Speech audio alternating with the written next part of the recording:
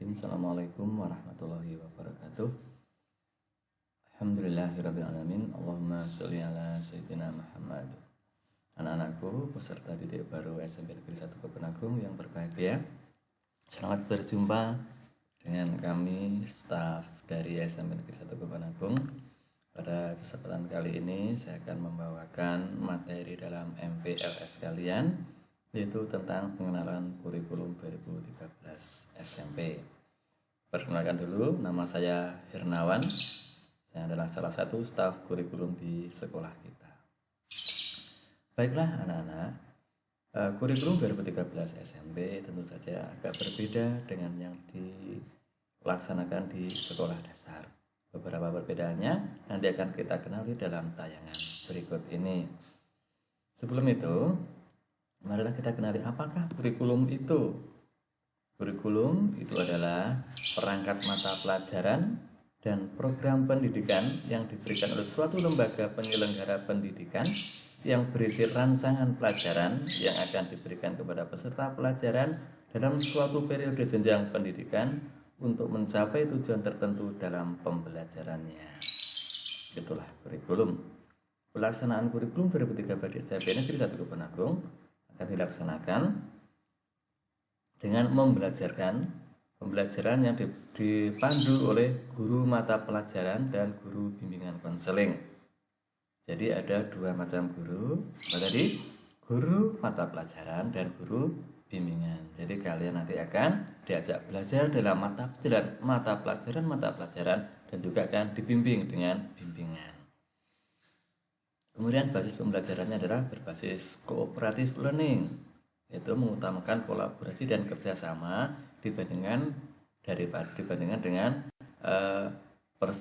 bekerja sendiri atau persaingan individu. Jadi cooperative learning itu kita akan lebih mengembangkan kerjasama di antara kalian. Kemudian pembelajaran juga berbasis scientific learning. Jadi belajar berdasarkan ilmu pengetahuan.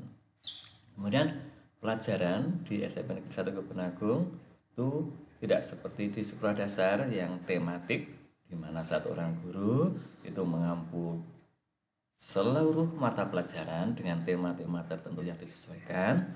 Tapi kalau di SMP itu satu orang guru mengajar untuk satu mata pelajaran, dan satu orang guru lagi akan membimbing kalian dalam mengarungi pembelajaran di sekolah ini. Jadi kalian akan dibimbing, ada konsultasinya itu dengan guru BP namanya. Kita lanjutin. Kemudian mata pelajaran yang diajarkan di SMP itu dibagi menjadi dua kelompok besar. Ada kelompok A. Kelompok A adalah kelompok mata pelajaran umum dengan standar materi dari pusat, dari seluruh Indonesia sama. Ya, jadi sehingga sama untuk seluruh Indonesia. Kemudian ada kelompok B. Ini ada kelompok belajar yang disesuaikan dengan karakteristik daerahnya, sehingga bisa dimuati dengan muatan kearifan lokal. Yang mana sajakah? Itu sebagai berikut. Nah, kelompok A itu adalah pendidikan agama, Islam, dan budi pekerti. Alokasi waktunya 3 jam pelajaran.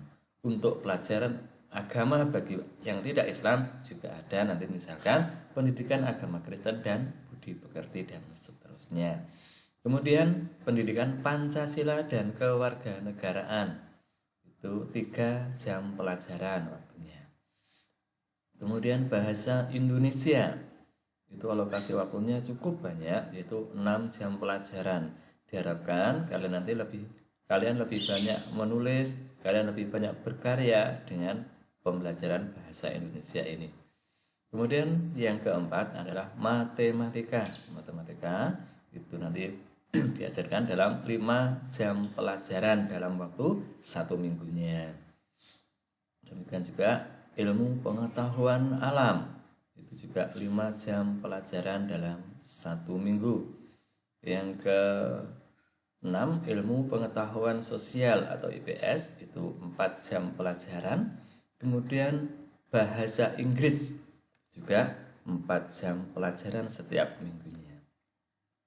Itu materinya seluruh Indonesia sama, kurikulumnya sama, dan targetnya juga insya Allah sama. Kelompok A. Kemudian kelompok B itu adalah kelompok pelajaran yang boleh mengadopsi dari kearifan lokalnya. Berikut adalah yang pertama, seni dan budaya.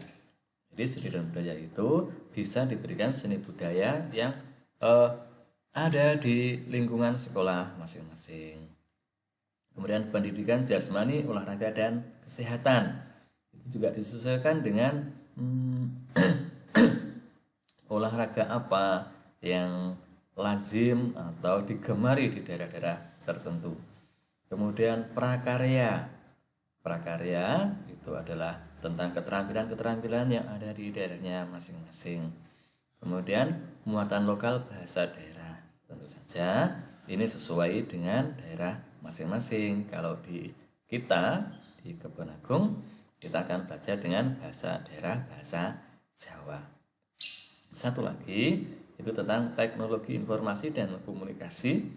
Itu nanti akan diajarkan pengenalan komputer. Tentu saja ini sesuai dengan kemampuan dasar yang kalian miliki. Nanti akan menyesuaikan, karena teknologi informasi dan komunikasi di sekolah kita itu juga dalam bentuk bimbingan. Jadi nanti akan dibimbing bagaimana untuk memanfaatkan teknologi itu dengan teknologi informasi dan komunikasi. Nanti ini adalah BKTIK. Kita lanjutkan. Model pembelajaran kurikulum 2013 di SMP.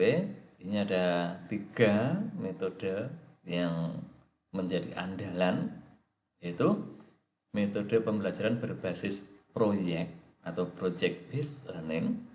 Kemudian ada model pembelajaran berbasis masalah atau penyelesaian masalah atau problem based learning. Kemudian yang berikutnya adalah model pembelajaran penemuan atau discovery.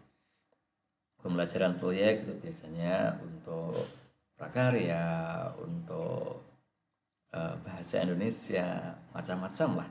Kemudian untuk berbasis masalah juga untuk IPA, kita mencari masalah apa. Kemudian penemuan atau discovery itu juga sama. Itu untuk matematika, untuk IPA, sains itu biasanya akan mengedepankan model pembelajaran discovery. Nanti silahkan kalian coba bersama bapak-bapak guru yang tentu saja sudah kalian kenal pada pertemuan sebelumnya tadi ya. Oke anak-anak, sekarang dari hasil pembelajaran itu di sekolah kita adakan penilaian ya. Jadi sebagai bentuk penghargaan dari apa yang sudah kalian kerjakan, itu diadakan evaluasi atau penilaian. Penilaian yang dilakukan oleh pengajar meliputi yang pertama penilaian harian. Jadi secara harian itu Bapak Ibu guru akan menilai kinerja kalian, menilai karya kalian, menilai antusiasme kalian, menilai kepribadian kalian, menilai sikap kalian. Itu penilaian harian. Kemudian nanti secara kognitif akan ada penilaian tengah semester atau nanti biasa disebut ulangan tengah semester, lazimnya dulu dikenal semacam itu. Kemudian penilaian akhir semester setelah 6 bulan kita akan mengadakan penilaian akhir semester untuk nanti kita tuangkan ke dalam rapor. Kita akan menggunakan e-rapor nanti ya anak ya. Kemudian ada penilaian yang dilakukan oleh lembaga. Yang pertama itu adalah penilaian akhir tahun atau kenaikan kelas. Jadi nanti kalau ada 1 tahun, kalian akan adakan evaluasi atau penilaian akhir tahun oleh lembaga kita, oleh lembaga sekolah untuk dinilai secara komprehensif apakah kalian layak untuk naik tingkat atau tinggal di tingkat sebelumnya. Kemudian kalau sudah 3 tahun, penilaian itu adalah berupa penilaian akhir belajar atau ujian sekolah. Itu untuk menentukan kelulusan kalian dari jenjang pendidikan kita ini. Nah ini berikut ini adalah saya sampaikan contoh kriteria tentang kenaikan kelas. Jadi kalau kalian nanti sudah sampai 1 tahun, maka akan ada kriteria yang harus kalian penuhi agar kalian bisa naik kelas. Contohnya ini untuk tahun 2020-2021, seorang siswa akan naik kelas apabila memenuhi syarat sebagai berikut. Yang pertama, menyelesaikan seluruh pembelajaran pada 2 semester di kelas yang diikuti. Jadi 2 semester itu harus mengikuti secara keseluruhan prosesnya. Kemudian minimal 8 mata pelajaran telah mencapai KKM. Oh iya, ini ada hal baru namanya KKM. Itu adalah kriteria ketuntasan minimum. Jadi ada nilai minimum yang harus kalian capai untuk bisa dikatakan tuntas. Ya, nanti akan dijelaskan lebih lanjut. Paling banyak boleh ada nilai 4, ada 4 nilai di bawah KKM, tetapi sekurang-kurangnya 6,5. Kalian ketahui bahwa KKM di SMP kita itu rata-rata adalah 7, kecuali matematika dan IPA itu KKM-nya adalah 6,8. Kemudian yang ketiga, memiliki nilai minimal baik untuk aspek kepribadian, kelakuan, dan kerajinan pada semester yang diikuti. Jadi untuk bisa naik kelas, kalian harus berperilaku baik. Ya, karena memang salah satu yang mutlak harus dimiliki oleh kita adalah perilaku baik.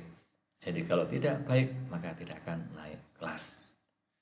Yang terakhir, ketidakhadiran tanpa keterangan atau apa maksimal 15% dari jumlah hari efektif. Jadi selain kalian juga harus pintar, harus baik, kalian juga harus rajin dalam mengikuti proses pembelajaran. Jadi 15%-nya maksimal itu untuk bisa disyaratkan untuk bisa naik kelas. Berikutnya, di contoh kriteria kelulusan.